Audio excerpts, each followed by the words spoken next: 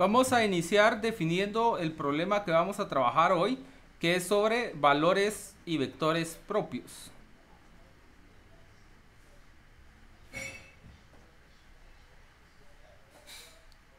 Entonces nosotros necesitamos primero un operador lineal que actúa sobre el mismo espacio vectorial, es decir, es de B en B del mismo espacio.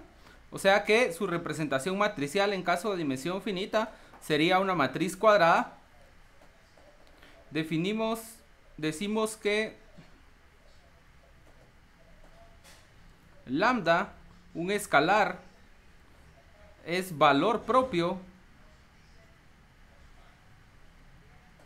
de f si y solo si existe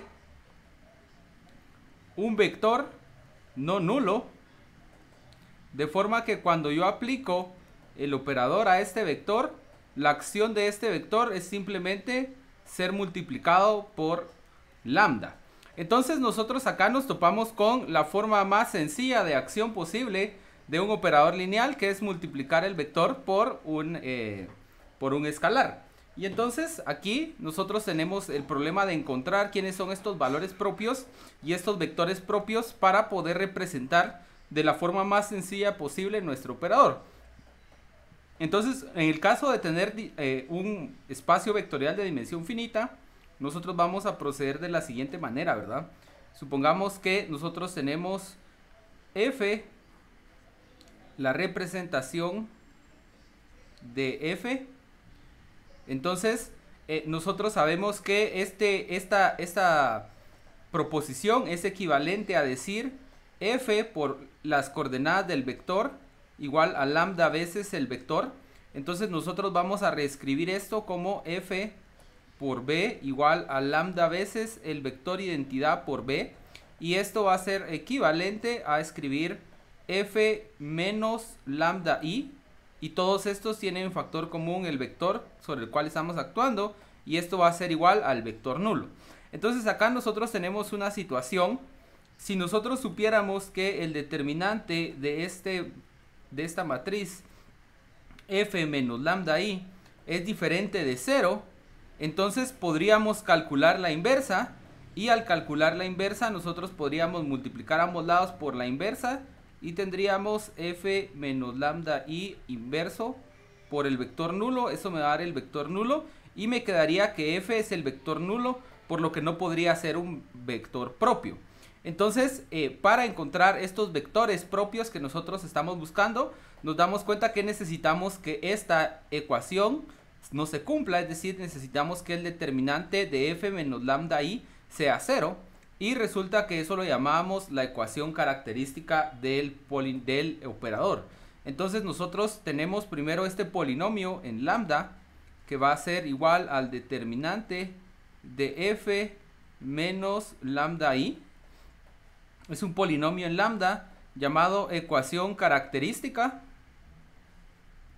Y segundo, nosotros resolvemos los valores propios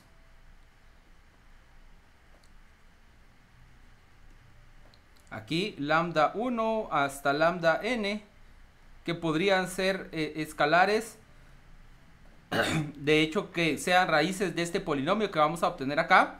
Y el tercero, para encontrar los vectores que corresponden a cada valor para cada lambda i, resolvemos el sistema que corresponde a f menos lambda i por v igual al vector nulo, que nosotros sabemos va a ser inconsistente porque su determinante no es nulo. Y entonces de aquí vamos a poder extraer los vectores propios. Nosotros vamos a agregar aquí algo más. Vamos a hablar de S sub lambda, que va a ser igual al conjunto de vectores, de forma que cuando yo les aplico el operador, estos se convierten en lambda b. Es decir, vamos a tener nosotros el conjunto de soluciones de este sistema de ecuaciones, incluida la solución nula. A este le vamos a llamar un subespacio propio. Y entonces vamos a calcular dos cosas adicionales. Nosotros sabemos que lambda i raíz de p sub lambda tiene una multiplicidad que llamaremos multiplicidad algebraica. Mientras que la dimensión del espacio asociado, S lambda, la llamaremos multiplicidad geométrica. Y entonces todo este esquema que nosotros vamos a repetir a la hora de describir un vector nos va a servir para poder encontrar una representación más sencilla de este operador y poder entender mejor su acción.